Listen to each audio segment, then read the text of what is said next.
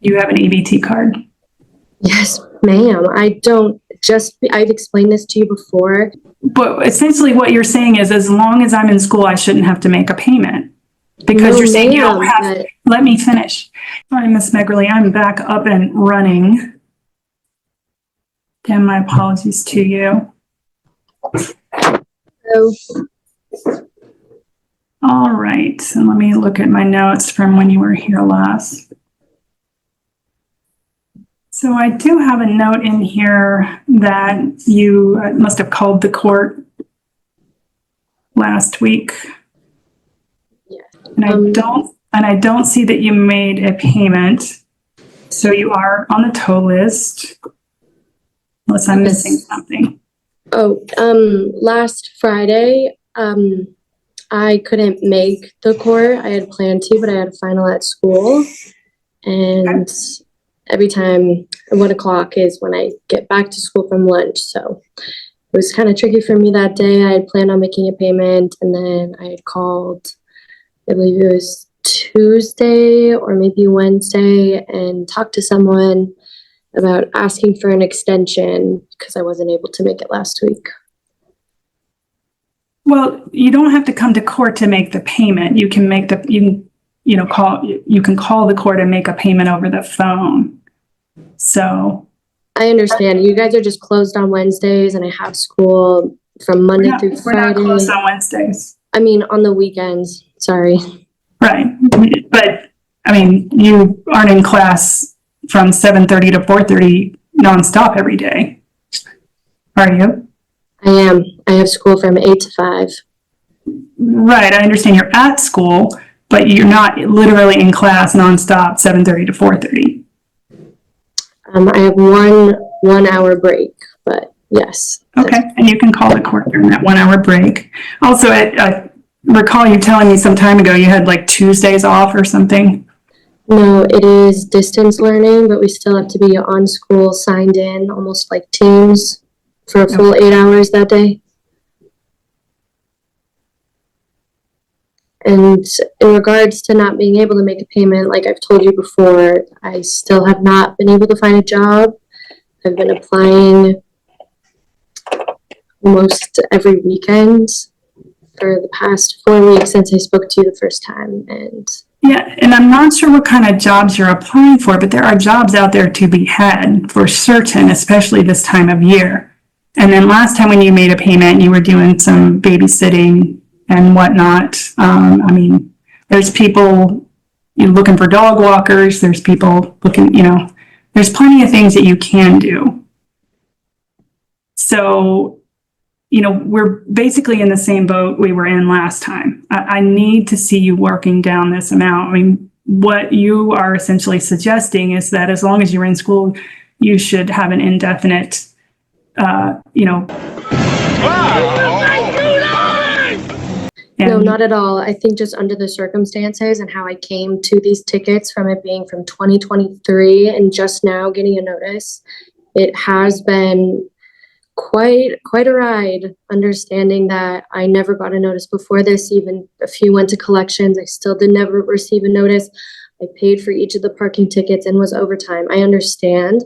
I take full responsibility for that. But in this situation that I am currently in right now, not having a job, not being able to go out and search a job during normal business hours, it is making it very difficult. There's Uber, there's Uber Eats, there's all kinds of different things. I do not have money to spend on gas. I drive to Denver back and forth every single day, 5 days a week. It is very difficult. I hear you, but it is, other people manage it. I hear you. You keep telling me you can't find a job, and I've walked into 3 of the grocery stores in this town and handed them a paper resume. I cannot get a call back. I've applied to gas stations, ma'am, and I still have not gotten calls back. I don't understand. I've been to almost every restaurant on Pearl Street walking in. I cannot find a job. I understand that there are ways, but I do not have the time to go out of my way, try to find a babysitting job for someone who does need help watching a children during normal business days when people go to work. At this point in the hearing, the defendant personally addresses the court, asking for one final chance to prove he can change. He explains that he works full-time, cares for his young son, and is expecting another child. Admitting that he failed to meet the court's requirements, he insists those mistakes were not intentional and promises to complete every condition if probation is reinstated. His emotional plea focuses on family responsibilities, employment, and a desire to rebuild his life before the judge decides whether his promises deserve another opportunity. That could be why you're not getting a call back. I do both, miss. I go on Indeed and Glassdoor and every single thing. I apply online, walk in, and hand them a resume. I understand. I understand that I do need to make payments. I have been making payments. It's been some time since you've made a payment. And when you made a payment last, it was $50. And the payment you made before that your mother made on your behalf was $50. So,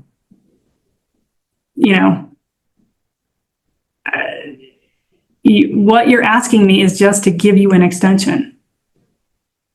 An extension until I can find a decent job that works within my schedule for me to actually find work. But you've been looking for months and you're saying you can't find anything. No, I cannot. So most people do not hire someone who is only available on the weekends. I think a lot of places this time of year in particular would want people who work on the weekend because other people don't want to work on the weekends. It's the only time that you make money. I'm not too sure. It's just, I'm kind of out of options here. And that's certainly true. That's certainly true for restaurants. It's the only, that's when you make the most money. I get that. But if you're talking about a retail job, it doesn't pay any differently on the weekends than it does during the week. So.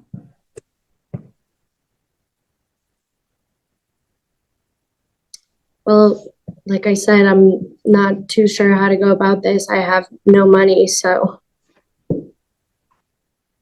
How are you eating every day? I actually have an EBT card that I had to apply for. You have an EBT card? Yes, ma'am. I've explained this to you before, and I find it very insulting. You have not told me before that you have an EBT card. I just had to apply for it last week with my friend who goes to CU Denver, who is getting her master's in sociology, who is a social worker.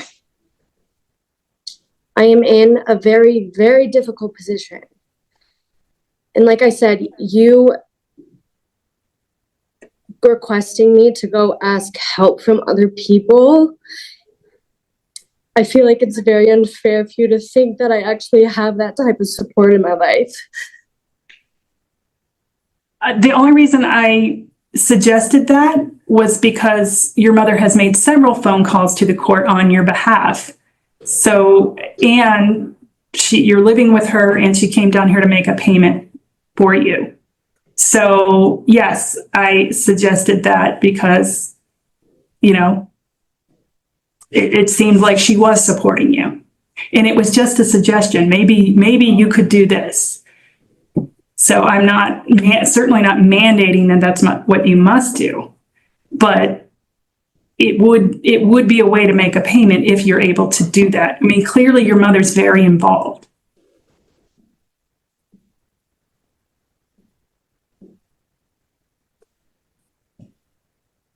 All right, here's what we're going to do. Without a payment, I'm going to extend your do not tow until after the Christmas holiday. But you need to be very clear that it's not getting extended further beyond that unless and until you make a substantial payment. You've got to pay this off, which means you need to spend the next 3 weeks continuing to look for a job. I don't know, maybe you get some money for Christmas, or whatever holiday you celebrate. Maybe you can pick up some babysitting, maybe you can do some dog walking, whatever.